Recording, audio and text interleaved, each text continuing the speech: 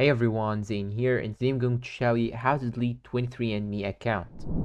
Now the first thing that you should do is simply go and open 23andMe account on the browser. Then once you sign in using your email, you'll have to hover over this profile icon right here. Just click on this arrow right here, then choose settings. Once you choose settings, you will have to scroll down till you get to this section, 23andMe data. Now click on view, and now you will have to confirm your age or date of birth. Then in the next page, you'll have to scroll down till you get this option, permanently delete data. Click on it. Then they will send you an email to confirm the account deletion and the data deletion. So go and open your email inbox. You'll get this message. Click on permanently delete all records, and you will receive this message saying that your data is being deleted right now.